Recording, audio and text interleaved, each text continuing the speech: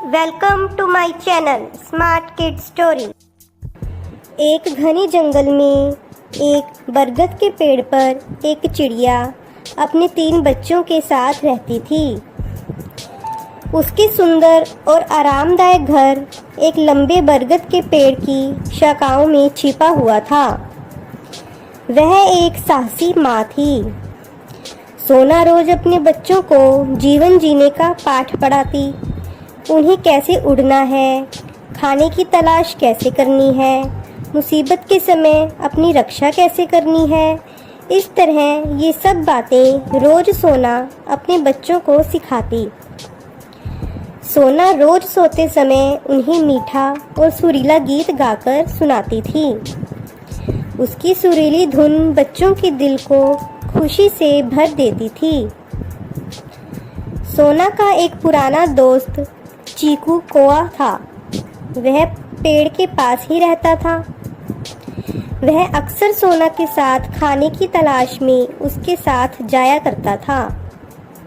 जब सोना बच्चों के लिए खाना लेने निकली, उसका दोस्त चीकू भी आ गया। चीकू ने सोना से पूछा, सोना, क्या तुमने उस क्रूर चील के बारे में सुना है?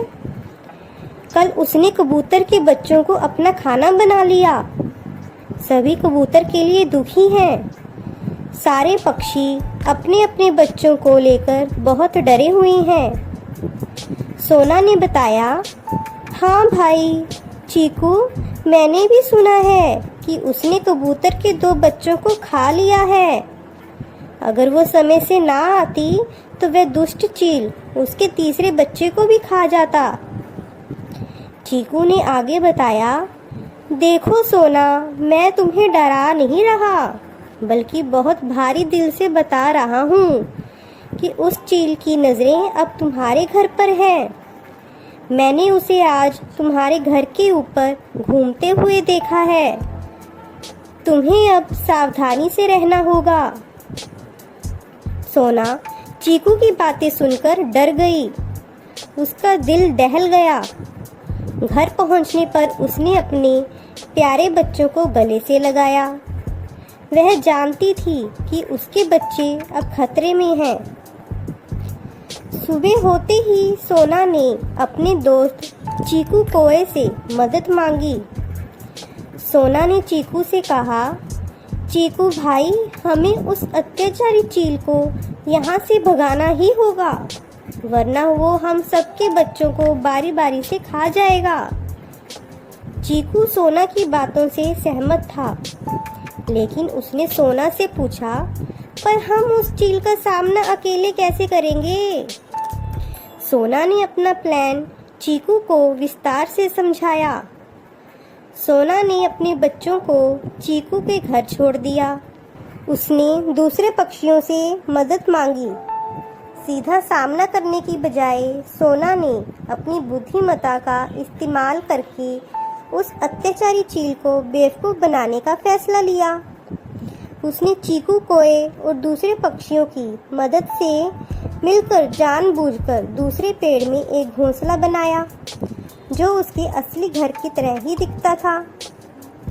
घोंसले के अंदर उसने पत्थर, कीड़े, टहनियाँ रख दिए और उन्हें घास से ढक दिया। उसने घोंसले की बनावट इस प्रकार की मानो उसमें स्वयं उसके बच्चे बैठे हों।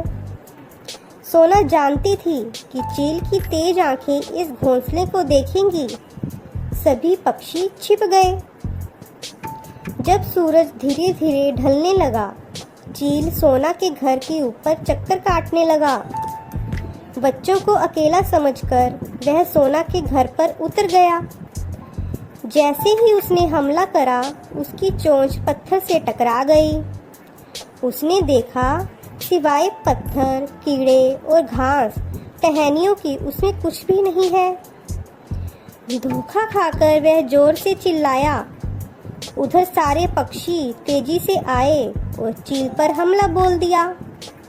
सबने अपनी चोंच मार मार कर चील को घायल कर दिया और दूर भगा दिया। इस तरह सोना की योजना काम कर गई। सब खुशी खुशी चहकने लगे और गीत गाने लगे। सभी ने सोना से पूछा, सोना तुम्हारे अंदर इतना साहस कैसे आया? तुम्हें अपने बच्चों के साथ सबकी जान बचाई है। सोना ने कहा, मुझे पता था कि बुद्धिमत्ता और तेज सोच और सबके साथ से बड़ी बड़ी मुसीबत से भी निपटा जा सकता है। बस इसी सोच से आज हम सब ने मिलकर एक बड़ी मुसीबत का सामना किया है और हम जीत भी गए। इस तरह ये सबके लिए एक यादगार घटना बनकर रह गई है। सभी पक्षी अपने बच्चों को कहानी के रूप में इस सच्ची घटना को सुनाते ताकि वे भी अपने बच्चों को निडर और साहसी बना सकें। इस कहानी से हमें यह सीख मिलती है कि हमें जल्दबाजी में कभी कोई भी फैसला नहीं लेना चाहिए। हमें सूझबूझ और बुद्धिमानी के साथ काम करना चाहिए। एक साथ मिलकर हम बड़ी से बड़ी मुसीबत का सामना भी कर सकते हैं। Please like, share and subscribe.